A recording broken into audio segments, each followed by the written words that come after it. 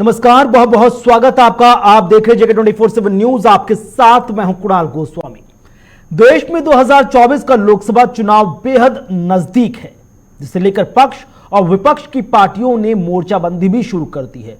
और यही वजह है कि एक के बाद एक संगठन विस्तार के साथ साथ विचारवादी जो सोच है उसको जमीन पर उतारने के साथ साथ एक तरफ से मोर्चाबंदी भी की जा रही है। अब एक और जहां देश में भारत बनाम इंडिया को लेकर जंग चल रही है, तो वहीं सियासतदानों ने अपने सबसे पसंदीदा पुराना मुद्दा यानी कि धार्मिक आधार पर राजनीति को धार देना शुरू कर दिया। तमिलनाडु के सीएम के बेटे उदयनिधि स्टैलिन के सनातन धर्म पर दिए गए विवादित बयान पर सियासत जारी है। और इसी जारी सियासत के बीच बिहार आरजेडी के प्रदेश अध्यक्ष ने एक और विवादित बयान दे दिया और आग में घी डाल दिया। दरअसल आरजेडी के बिहार प्रदेश अध्यक्ष जगदानंद सिंह आरजेडी के प्रदेश कार्यालय में मिलन समारोह कार्यक्रम में शामिल होने के लिए पहुंचे थे। इस दौरान उन्होंने कहा कि टीका लगाकर घूमने वालों ने ही भारत को गुलाम बनाया। जगदानंद सिंह का यह बयान हम आपको सुनवाएंगे, लेकिन उससे पहले आप उदयनिधि स्टैलिन का बयान सुनिए, जिसमें उन्होंने सनातन की तुलना बीमारियों से कर दी थी। तो क्या कुछ कहा था उदयनिधि स्टैलिन ने? सनातन धर्म को खत्म करने के लिए आयोजित इस सम्मेलन में मुझे बोलने का मौका देने के लिए मैं आयोजकों को धन्यवाद देता हूं। मैं सम्मेलन में सनातन धर्म का विरोध करने के बजाय सनातन धर्म का उन्मूलन करने के लिए आयोजकों को बधाई देता हूं। कुछ चीजें हैं जिन्हें हमें खत्म करना चाहिए और हमें सिर्फ विरोध नहीं कर सकते उनका। मच्छर, डेंगू, कोरोना, मलेरिया ऐसी चीजें हैं जिनका हम विरोध नहीं कर सकते, हमें उन्हें खत्म करना है। सनातन भी कुछ ऐसा ही है। सनातन का विरोध नहीं बल्कि उन्मूलन करना हमारा पहला काम है। अब उदयनिधि स्टैलिन का यह बयान आपने सुना, जिसे लेकर देश भर में संत समाज और साधु वर्ग में काफी नाराजगी, लोग जमकर प्रदर्शन कर रहे हैं। लेकिन इस घटनाक्रम के बाद नेताओं को सद्बुद्धि नहीं मिली और अब आरजेडी के प्रदेश अध्यक्ष जगदानंद सिंह ने ऐसा बयान दिया जिस पर बीजेपी कड़ी आपत्ति जता रही है। पूछो नियमों से कि भारत गुलाम किसके समय में हुआ, किनके समय में भारत गुलाम हुआ? क्या गरीबों का उस समय कोई पूछने, गरीबों को पूछने वाला था? क्या उसमें कोई गोली ठाकुर थे? क्या उसमें लालू प्रसाद जी थे? क्या उसमें डॉक्टर रावल को भेड़िया थे? में बांध अब टीका लगा के घूमने वाले ने भारत को गुलाम बनवाया था। और फिर कैसे भारत गुलाम हो जाता का प्रयास कर रहा है बीमारियों गंगाई।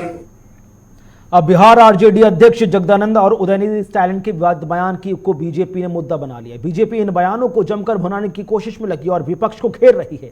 बीजेपी नेताओं का कहना है कि यह इंडिया गठबंधन की मानसिकता है और वो लोग सनातन को खत्म करना चाहते हैं। बिहार आरजेडी के स्वनाम धन्य अध्यक्ष जगता बाबू बोल पड़े हैं, टीका लगाने वालों ने देश को आजाद नहीं होने दिया। जगता बाबू, आप तो बड़ा दावा करते हैं कि बड़े समाजवादी चिंतक हैं। अभी पिछले हफ्ते मुंबई में सिद्धि विनायक मंदिर में आपके नेता लालू जी गए थे ना, अपने पुत्र उप मुख्यमंत्री के साथ झुककर प्रणाम कर रहे, टीका लगवा रहे थे ना।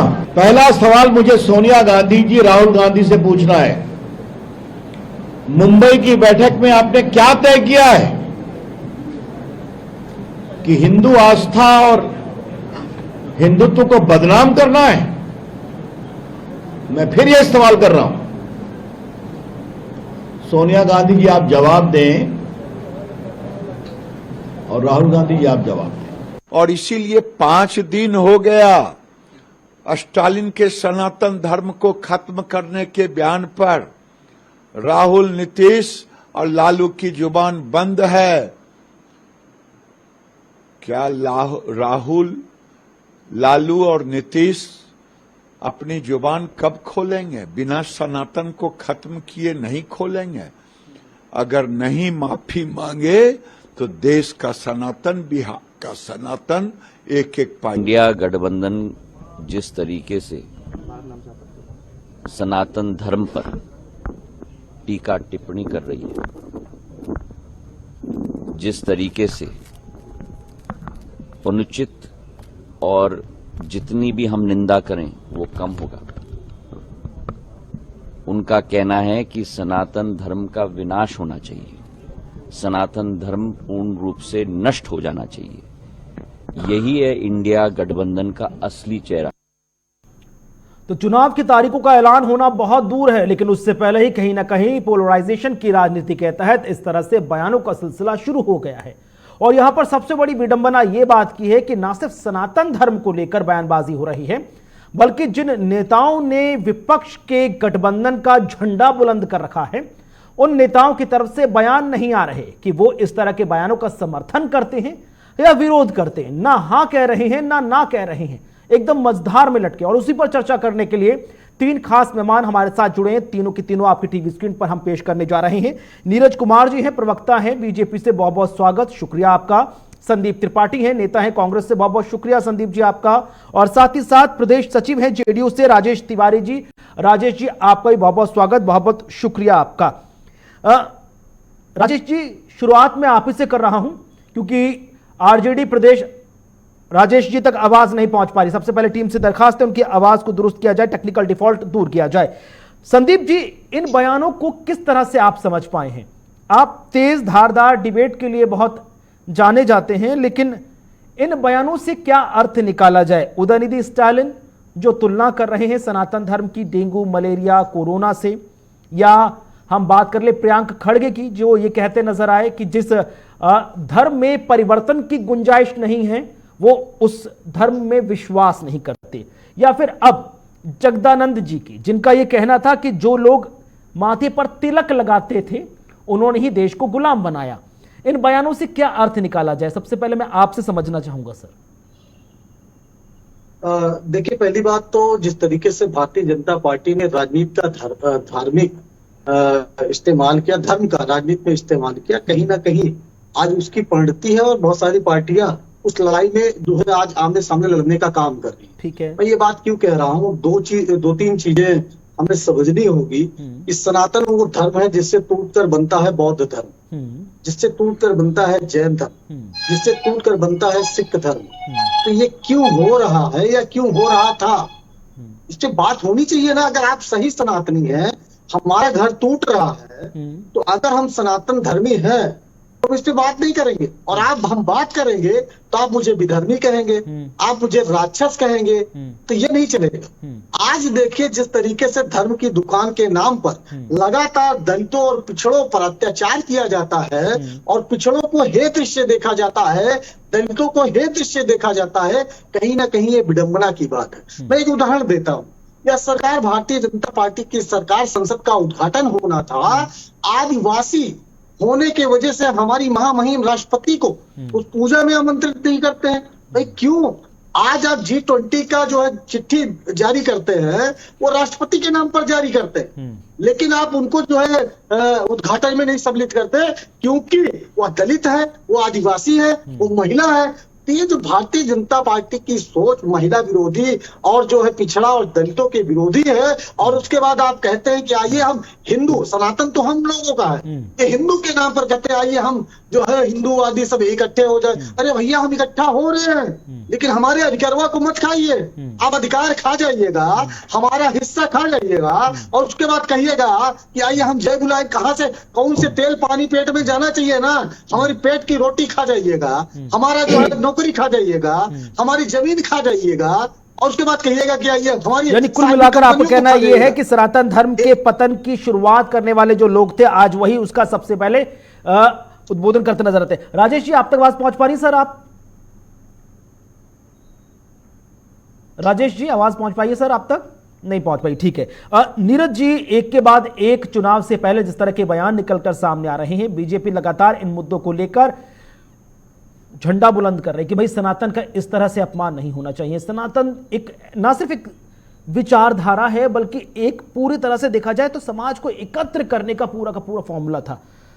अब जिस तरह से बयान निकलकर सामने आए, अभी तक तो आप उदयनिधि स्टालिन के बयानों का सामना कर रहे थे, उसके बाद आपने कांग्रेस के बयानों का सामना किया, और अब यहां पर आरजेडी से निकलकर बयान सामने आ रहे हैं। क्या कुछ समझ पा रहे हैं आप चुनाव से पहले इस तरह से राजनीति के वोट हासिल करने के लिए, पोलराइजेशन के लिए धर्म को कटघरे में खड़ा कर देना? सबसे पहले तो आपके चैनल के माध्यम से सभी दर्शकों को, पूरे देशवासियों को कृष्णाष्टमी की हार्दिक शुभकामना, और आपको बहुत बहुत धन्यवाद कि आपने मुझे अपने चैनल के माध्यम से बात रखने का मौका दिया। मैं बात शुरू करता हूँ एक अंग्रेज महिला की, एनी बेसेंट। आपने उनका नाम जरूर सुना होगा, सभी उनको जानते हैं। उन्होंने क्या लिखा था हिंदुइज्म के विषय में, उन्होंने क्या लिखा था हिंदुत्व के विषय में, जरा पढ़िए। मैं उनकी कुछ पंक्तियों को भी बोलता हूँ। Hinduism is the soul of India, without Hinduism there can not be India. बिना हिंदुत्व के भारत का कोई अस्तित्व नहीं है, कोई भविष्य नहीं है। यह उस अंग्रेज महिला का कहना था। और दूसरा बात, मुझे पूछना है लालू यादव की पार्टी से, जगदा बाबू से, कि मुंबई में आप लोगों ने क्या फैसला किया? यही फैसला किया क्या कि सनातन धर्म पे आरोप लगाना है, इसको मिटाने का काम करना है? लेकिन याद रखिए, इस धर्म को मिटाने का प्रयास मुगलों ने किया, अंग्रेजों ने किया, नहीं मिटा पाए। आप किस खेत की मूली? अभी तो आपके पार्टी के नेता लालू यादव जी मुंबई गए थे, वहां गणपति के मंदिर में जाकर पूजा पाठ कर तिलक लगवा रहे थे। क्या कांग्रेस ये भूल गई कि उनके अध्यक्ष थे मदन मोहन मालवीय, जिन्होंने बीएचयू बनवाया, तिलक लगाते थे, पूजा करते थे। महात्मा गांधी रघुपति राघव राजा राम बोलते थे। तो ऐसा बोलकर क्या ये महात्मा गांधी का अपमान करते हैं, पंडित मदन मोहन मालवीय का अपमान करते हैं? वैसे, और इन्होंने अभी जदयू प्रवक्ता बता रहे थे कि सनातन धर्म से टूट कर बना है जैन और बौद्ध। शायद उनको ज्ञान की कमी है। ये सभी सनातन धर्म के ही हिस्से हैं, ये सभी सनातन धर्म ही में आते हैं। उनको शायद सनातन बहुत ही विशाल शब्द है। हम इसीलिए भाजपा के लोगों को कहते हैं पढ़े लो। कहां से बोल रहा भाई? ठीक है, एक सेकंड संदीप जी, वो पूरा कर ले, फिर मैं आऊंगा आपके पास। संदीप जी, मतलब सनातन का हिस्सा। राम मनोहर पहिया जी की बात मत करिए। राम और कृष्ण में क्या लिखा? नहीं की बात मत करिए। तब फिर बात करिए, गलत बात बोल क्या लिखा था? जैन अलग धर्म है, बौद्ध अलग धर्म है। आप पढ़िए, सुन लीजिए, वीर सावरकर को पढ़िए, जहां पर वीर सावरकर जी अपनी एक किताब में इस बात का जिक्र करते हैं कि जितना जो है सनातन धर्म का, हिंदू धर्म का नुकसान मुस्लिमों ने नहीं किया है, उससे ज्यादा बौद्धों ने किया है। आपका वो वीर सावरकर जो वीर है, वो हजारों संस्थाएं हैं, हजारों संस्थाएं हैं। क्या बात कर रहे हैं आपको है? ठीक है, अब मेरे ख्याल से राजेश जी से हमारी आवाज पहुंच पा रही है। राजेश जी, स्वागत है आपका चर्चा में। मेरे ख्याल से आप तक आवाज पहुंच पा रही है। जेडीयू पार्टी को आप रिप्रेजेंट करते हैं। मैं आऊंगा सर आपके पास, अपनी बात रखिएगा। जेडीयू आरजेडी के साथ कोलैबोरेशन में सरकार चला रही है, और जहां तक मेरे को सुनने में आया कि जेडीयू ने इस बयान से किनारा कर लिया है। अब सवाल ये उठता है कि डबल स्टैंडर्ड कैसे? एक तरफ आप जगदानंद जी के बयान से किनारा करते नजर आते हैं, दूसरी तरफ राज्य में सरकार चलाते नजर आते हैं। ऐसा है कुणाल जी कि यहाँ डबल स्टैंडर्ड की बात नहीं है। ये जो डबल स्टैंडर्ड बीजेपी करती है, जो भी समाजवादी विचारधारा के लोग हैं ऐसा नहीं करते हैं। सबसे बड़ी बात है कि जो स्टालिन का जो बयान आया, उसका जो जदयू ने अपने पुरजोर तौर से खंडन किया कि इसका हम समर्थन नहीं करते हैं। और आप आरजेडी का बयान का भी लोग, आरजेडी के ही लोग उसको साथ में नहीं है।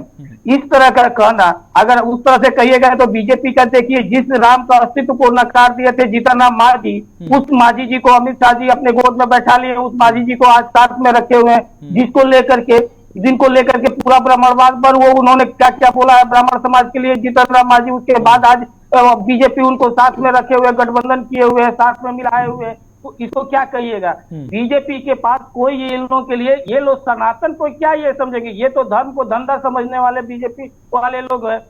अरे सनातन धर्म की बात करते हैं, हिंदुत्व की बात करते हैं, तो पहले ये बताइए कि पिता से भी बढ़ करके कोई होता है? पिता जो माता सबसे ज्यादा भगवान तुल्य होता है। उस माता के अगर जो मुखाग्नि देने के सीता शांत भी नहीं हुआ तो उसमें शुभ कार्य करने, ट्रेन का उद्घाटन करके चल जाते हैं। राम जी जब वनवास हुए थे तो भरत जी, दशरथ जी के मृत्यु के बाद तुरंत राम जी जो गए जंगल में, तो उस समय जाकर के वो पिंडदान किए थे। यहाँ कभी ना पिंडदान हुआ, न कहीं कुछ हुआ, न यहाँ तक कि दाढ़ी, हिंदुत्व में दाढ़ी या मूछ तक बनाया जाता है, बाल बनाया जाता है, वो नहीं होता है।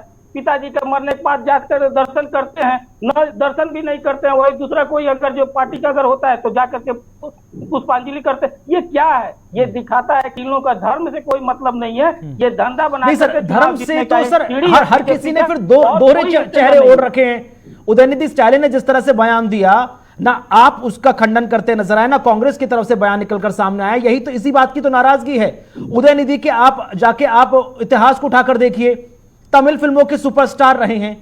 केवी लल्लू नाम से एक फिल्म आई थी, उसके प्रमोशन के लिए वो माता के मंदिर में जाकर चुनरी चढ़ाते नजर आए थे। उनकी माता जी खुद जाकर एक सोने का मुकुट चढ़ाती नजर आए। उनके घर में खुद ये वैल्यूज हैं, लेकिन आम जनता के वोट पाने के लिए इस तरह के बयान देते नजर आते हैं। तो यहां पर बहुत ज्यादा नाराजगी निकलकर सामने आती है, और मुझे तो इस बात से भी बहुत ज्यादा नाराजगी निकलकर सामने आती है। संदीप जी यहां पर सुन रहे होंगे सर, ये बताइए ना, बहुत अच्छी बात है INDIA गठबंधन के तहत नो डाउट बहुत अच्छा एक इंप्रेशन निकलकर सामने आया है। एक नजर आ रहा है कि भाई एनडीए को मुकाबला देने के लिए अब वाकई में जो चाहिए था विपक्ष के पास, वो विपक्ष के पास वो तमाम चीजें हैं। लेकिन लोग इस बात से नाराज हैं कि भाई ठीक है, आप लड़ाई लड़िए उनसे राजनीतिक तौर पर, लेकिन धर्म के मुद्दे पर तो अपने स्टैंड एकदम क्लियर कर लीजिए। प्रियांक खड़गे के बयान को लेकर किसी ने भी एक स्टेटमेंट नहीं दिया कि प्रियांक खड़गे तुमने गलत किया, प्रियांक खड़गे से हम माफी मांगने की अपील करते हैं, किसी ने नहीं कहा सर। और यही बात कीर्ति चिदम्बरम की थी। मैं जवाब दे रहा हूं जी।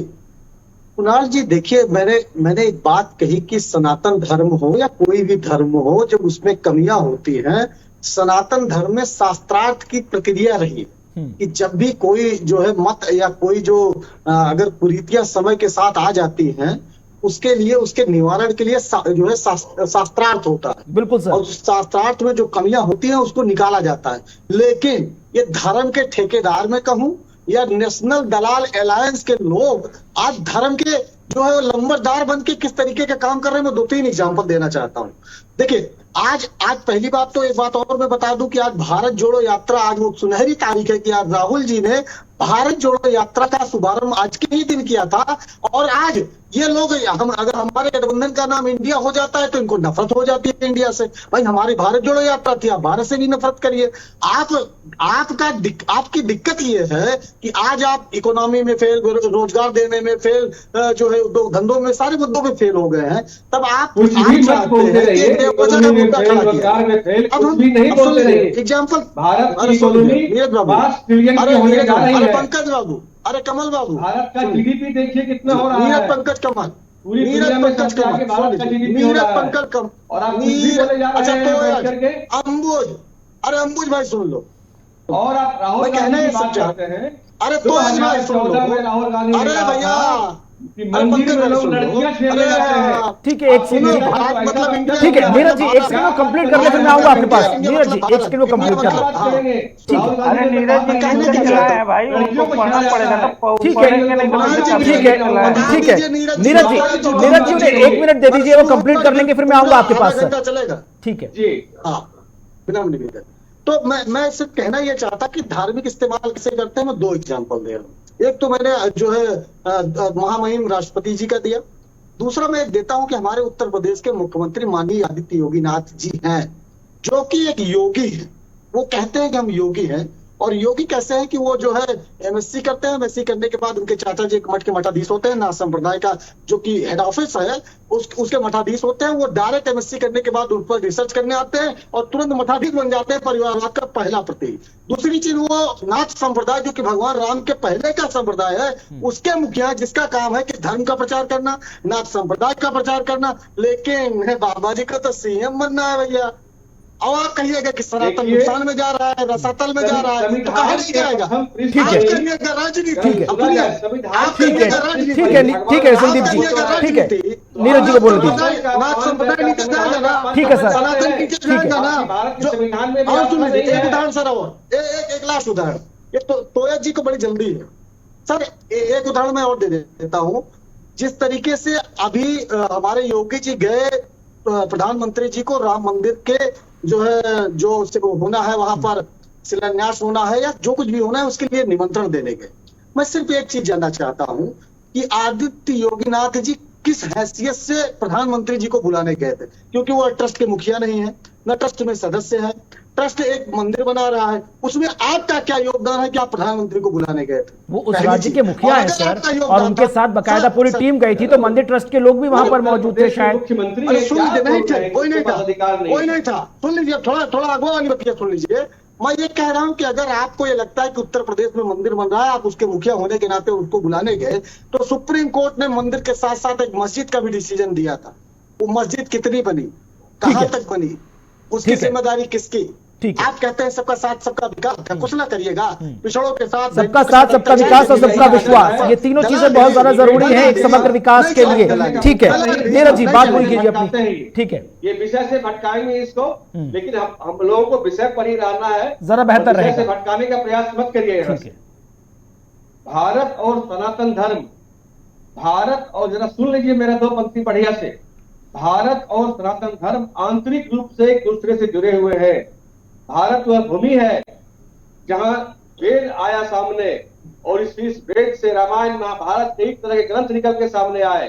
भारत, अरे रामायण के पहले भी सनातन था बाबू, में भारत के कंकड़ में सनातन बसा हुआ है, सनातन भारत की आत्मा में बसा हुआ है। सब पता है, प्रवचन मत दीजिए, उसके लिए है बाबा लोग। आप बताओ देश के लोगों को बेरोजगारी कैसे दूर होगी? ये बताओ कि 2022 के पहले मकरमा देने के बाद किया था, उसका क्या हुआ? किसानों की आत्महत्या करने की बतिया कही थी, वो क्या हुआ? 100 स्मार्ट सिटियां कहाँ चला गया तुम्हारा? वो दुनिया कहाँ चली गई? दलाली, धर्म के नाम पर दलाली प्रवचन। ठीक है एक सेकंड संदीप जी, पूरा करने दीजिए ना उनको, फिर वही बात है, फिर वो आपके बोलने में अटकेंगे, फिर यही बात है, इतना क्रॉस टॉक के बीच में सब चीजें निकल कर नहीं आ पाएंगी सर। एक सेकंड, क्या भारत के संविधान वो बोल रहे थे, लगातार बोल रहे थे, मैंने इनको बताया था कि पंकज भाई के साथ कहता हूँ उनकी संविधान में भी आस्था नहीं है। बिल्कुल उनकी, अगर संविधान में उनकी आस्था होती तो इस तरह से सनातन का अपमान वो नहीं करते। न ही उनके हृदय में देश के लिए कोई सम्मान है, न ही संविधान के लिए कोई सम्मान। इस तरह के लोग ही सनातन का अपमान करने की बात करते हैं। अरे भाई, सनातन तो भारत के चलिए संविधान करिएगा ना, अच्छा लग रहा है संविधान की बात करना, अच्छा लग रहा है कि कम से कम आज संविधान की बात कर तो रहे हैं। नहीं, अभी तक तो गाना दूसरा चला रहे थे, टेप रिकॉर्डर दूसरा चल रहा था, 2014 के पहले वाला टेप रिकॉर्डर चल रहा था। आज हमें अच्छा लगा है, हम तो चाहते हैं इसी मुद्दे पर आइए, ऐसे नहीं आएंगे, ऐसे लाएंगे, पूछेंगे दरवा कहाँ गया। हम लोग अनाज खाते हैं, चारा नहीं खाते हैं। चौकी दरवा का मालिक कौन है? कौन है? अनाज खाते हैं तो अदमिया खिलाइएगा, चारा खाते हैं ना। लेकिन संदीप जी, आपको लगता नहीं है कि क्योंकि चारा वाला भी चला जाएगा तो बप्पा बन जाएगा भाटा वालों का। ठीक है संदीप जी, तो अब्बा बना लोगे। नहीं, लेकिन बड़ी बात है संदीप जी, आपको लगता नहीं है क्योंकि आपने हाल फिलहाल में देखा होगा राहुल गांधी जी के YouTube चैनल पर एक जो वीडियो अपलोड हुआ कुछ समय पहले, जहां पर वो लालू प्रसाद यादव से मुलाकात करते नजर आए और बहुत अच्छी शानदार बातें हुई खाना खाने के दौरान। तब तेजस्वी यादव ने और राहुल गांधी जी ने पूछा था लालू जी से कि भाई किस तरह की पॉलिटिक्स होनी चाहिए, तो उन्होंने कहा कि पॉलिटिक्स ऑफ जनरेशन होनी चाहिए, विकासवादी सोच के हिसाब से पॉलिटिक्स होनी चाहिए। लेकिन एक तरफ जो नेता इस तरह की बातें रखते हैं कि भाई इतने ओपन माइंडेड हैं, उन्हीं की पार्टी के नीचे के लोग इस तरह के बयान देते नजर आते हैं। आपको लगता नहीं है कि कहीं ना कहीं समय के साथ जो एक डेवलपमेंटल पॉलिटिक्स की बात कही जाती थी, जिस पे सदियों से सरकारें चली आई हैं, वो कहीं ना कहीं एकदम रसातल पर जा पहुंचा है? बस वोट हासिल करने के लिए कुछ भी कीजिए। मैं 1 मिनट का समय लेना चाहता हूं सर आपका, किस वक्त मैं आऊंगा नीरज जी आपके पास। संदीप जी से सवाल था जी। देखिए कुणाल जी, ये डिबेट का फॉर्मेट नहीं है, इस तरह का डिबेट नहीं चलाया जाता है। अगर जो कोई भी सबको देख करके और सब ये किया जाता है, कोई आप सुनने नहीं आया हुआ है। सर आऊंगा, मैं आऊंगा राजेश जी आपके पास, आप नाराज मत होइए, मैं आऊंगा सर। किया जाता है, ठीक है ठीक है। अब जो सवाल मेरा संदीप जी से वही मेरा राजेश जी आपसे है, आप ही बोल दीजिए फिर। नहीं, आप हमको संदीप जी से कोई दिक्कत नहीं है, लेकिन आप देखिए डिबेट करा रहे हैं तो सबको पैनल में जो भी बैठा हुआ उसको देख करके कीजिए। ठीक है, हमको संदीप जी से कोई प्रॉब्लम नहीं है, या नीरज जी से कोई प्रॉब्लम नहीं है। ठीक है, आप नाराज ना होइए, आपके नाराज होने से संदीप जी नाराज हो जाएंगे। ठीक है, फिर आप अपनी बात रखिए। ठीक है। नहीं जी, तो मैं ये कह रहा था कि अभी डेवलपमेंट पॉलिटिक्स की बात कर रहे हैं आप, तो बिल्कुल हमने जो है डेवलपमेंट की पॉलिटिक्स की है। अगर डेवलपमेंट की पॉलिटिक्स ना की होती तो इस देश में जो 40 प्रमुख अनुसंधान केंद्र है हमने बनाया। इसरो हमने बनाया, DRDO हमने बनाया, विश्व की तीसरे नंबर की सेना मोदी जी को विरासत में हमने दी, हम चौथी नेवी, विश्व की चौथे नंबर की नेवी हमने दी, 5वें नंबर की एयरफोर्स हमने दी, 10वें नंबर की GDP सर, ये हमने तो दी। समय के साथ ट्रांजिशन है ना, हस्तांतरण है कि अब नहीं, जब समय के बाद जब बीजेपी की सरकार नहीं होगी या जब भी भविष्य में होगा तो वो सब आप ही को सौंप के जाएंगे आपके तौर पर। लेकिन बड़ा सवाल तो यहाँ पर वही है ना, डेवलपमेंट का उदाहरण दे रहा हूँ सर, डेवलपमेंट का उदाहरण दे रहा हूँ। उसके बाद नहीं, लेकिन टाइमिंग पर सवाल उठ रहा है ना सर। बीजेपी तो सवाल यही कर रही है कि भाई मुंबई में जाकर आप मीटिंग करते हो, उसके 24 घंटे नहीं गुजरते स्टालिन इस तरह के बयान देते नजर आते हैं। स्टालिन के 24 घंटे वो अपना स्पष्टीकरण नहीं दे पाते, प्रियंका खड़गे उनको सपोर्ट कर देते हैं। राजेश जी आप, मैं आऊंगा, ठीक है आऊंगा संदीप जी। राजेश जी बहुत देर से चुपचाप बैठे। राजेश जी आप ही की पार्टी के नेता थे नीतीश कुमार, जिन्होंने कहीं ना कहीं जो विपक्ष का गठबंधन था INDIA, जो अब नाम सामने आया, उसको उन्होंने ही बेच दिया था। लेकिन अब सवाल उठ रहा है, नीतीश कुमार जी वहां पर मौजूद थे मुंबई में मीटिंग होती है, तमाम चीजें निकलकर सामने आती है, जो क्या नाम है कमेटियां हैं उसकी बात निकलकर सामने आती है, और ये भी कहा जाता है कि रैलियां होंगी, रैलियों के साथ साथ ये भी समझ में आ गया कि भाई दिल्ली में अगली मीटिंग होगी। लेकिन 24 घंटे नहीं गुजरे, सनातन को लेकर स्टालिन का बयान सामने आया, वो अपने बयान पर क्लेरिफिकेशन तक नहीं दे पाए, प्रियंका खड़गे उन्हें सपोर्ट कर गए, और यहां पर अभी मामला ठंडा भी नहीं हुआ, और अब आप ही के सहयोगी पार्टी के नेता का यह बयान, ये जो एक के बाद एक बयान निकलकर सामने आ रहा है, इसको तो बीजेपी भुनाएगी फिर। बीजेपी को तो भुनाना का, ये देश को भुना रहा है, बीजेपी को ये बयान को भुनाने की कौन सी बड़ी बात है। वो तो भुनाने में एक्सपर्ट है ही है, काम करने में भले एक्सपर्ट नहीं है, मन के बात करने में एक्सपर्ट है, ये दूसरी बात है। दूसरी बात, पहली बात ये कर रहे हैं कि देखिए जो स्टालिन का बयान आया है, वो बयान ये ऐसा थोड़े है कि इंडिया गठबंधन का बयान है, इसको इंडिया गठबंधन से जोड़ा जा रहा है। वो उनका व्यक्तिगत बयान है, उसको जो भी पार्टी है वो खंडन कर चुकी है, सपोर्ट नहीं कर रही है। इस तरह का अगर बयान का अगर लीजिएगा तो बहुत सारे जो एनडीए गठबंधन में बहुत सारे बयान दे रहे हैं। एनडीए गठबंधन में जितना यहाँ बिहार का देखिए, बिहार में ठीक है, एक सेकंड नीरज जी मैं आऊंगा आपके पास। दोनों रोज बयानबाजी चल रहा है, आप और जगह देख लीजिए किस तरह से बयानबाजी चल रहा है। इस तरह से अगर जो देखिएगा तो बहुत सारा बात है, लेकिन ये लोग चूंकि बीजेपी है, ये ताल का जो है पीड़िका बनाना बहुत अच्छी तरह से जानती है, ऐसा कहीं नहीं है। आज इंडिया गठबंधन बना है, उसका फायदा ये हो रहा है कि पूरा देश को फायदा हो रहा है, जिसमें कम से कम 200 रुपए सिलेंडर कम हुआ, नहीं तो ये कम करने वाले हैं। आज कहा जाता है कि यूक्रेन से, हम रूस से जो है, यूक्रेन और रूस के युद्ध में आ रहा है जो तेल, उससे बहुत ज्यादा फायदा, क्या फायदा हुआ? नहीं, अब वही तो वो कह रहे हैं, वही तो बीजेपी कह रही है। पहली बार ऐसा है कि को जो है आज वही नहीं, लेकिन राजेश जी यही तो बीजेपी कह रही है कि आप ये कह रहे हैं कि INDIA गठबंधन की वजह से बीजेपी एनडीए परेशान हो गई, 200 रुपए नीचे कर दिया। लेकिन अब जो बयान निकलकर सामने आ रहे हैं उसको तो कहीं ना कहीं वो कैशबैक करेगी ना सर। गैस सिलेंडर की बात करते हैं, क्या करेगी, पूरा देश जानता है, जान रहा है कि हाँ ये लोग सिर्फ धर्म को धंधा बनाए हुए हैं, इससे ज्यादा नहीं करने मिलेगा। वाला नहीं है। ये हकीकत ये हो गया है कि आज जो स्थिति बना रहा है, देख लीजिए इन लोगों का क्या स्थिति है। जितना इनका सर्वे आ रहा है, हमारा सर्वे नहीं आ रहा है, का सर्वे और सब जो गोदी मीडिया का भी सर्वे, ये गोदी मीडिया के सर्वे में भी खुद अपने आप को ये पिछड़ा हुआ साबित हो रहा है। वो तो सर सर्वे किसी काम के नहीं होते हैं। मार्केटिंग करना, जो न्यूज चैनल पर कितने सर्वे दिखाए जाते हैं जो औंधे मुंह जाकर गिरते हैं, जिसमें चुनाव के दिन मतगणना निकलकर सामने आती। कर्नाटक उसका जीता जागता उदाहरण है, हिमाचल उसका जीता जागता उदाहरण है। तमाम सर्वे हमने देखे, जनता जनार्दन होती है। इन लोगों को मुंबई गठबंधन के बाद से सनातन लेकिन उसमें भी समझ में नहीं आ रहा, दिखाया था कर्नाटक में इसके लिए गोदी मीडिया इन लोगों को दिखाया था, हिमाचल में गोदी मीडिया दिखाया था, उसके बाद ठीक है, गोदी मीडिया कहने से सब कुछ हो नहीं जाएगा, ये लोग जितना भी किसी भी चैनल को टैग देने से सब कुछ नहीं हो जाएगा। इंपॉर्टेंट ये होगा कि आप जनता के सामने आप अपनी बातें कितने क्रिस्टल क्लियर तरीके से रखते हैं, ट्रांसपेरेंसी के साथ। जी नीरज जी बात कीजिए, संदीप जी को बहुत देर से इंतजार कर रहे हैं। ठीक है राजेश जी, ठीक है कुणाल जी एक सवाल का जवाब दे दिए साहब। कुणाल जी बड़ी शांति से सवाल सुनिएगा। मैं सिर्फ ये कह रहा हूँ कि सनातन से आपको मोहब्बत है, हमको भी मोहब्बत है। हम चाहते हैं कि आपकी उस नफरत की दुकान में, वो नफरत के बाजार में हमारी मोहब्बत की दुकान खुले और शान से चले। तो मैं सिर्फ शांति से आपसे ये जानना चाहता हूँ कि आप अगर सनातनवादी हैं, सनातन का हित चाहते हैं, तो दो चीजें, एक हमारे यहाँ संजय निषाद जी हैं, संजय निषाद जी ने कहा कि भगवान राम दशरथ के पुत्र नहीं है। वो जो है श्रृंगी ऋषि ने एक यज्ञ किया था और उनको खीर खाने को दिया था। आप बताओ कहीं खीर खाने से बच्चा पैदा होता है क्या? और वो संजय निषाद आज भारतीय जनता पार्टी के साथ गठबंधन में मंत्री बने हुए हैं। और वही बात तो राजेश जी कहते नजर आए, इसीलिए तो उन्होंने जीतन राम मांझी को टारगेट किया। और हाँ, जीतन राम मांझी की भी बात वही मैं कहने जा रहा था। जीतन राम मांझी आपके बिहार के हैं, उन्होंने क्या क्या राम जी के बारे में बोला।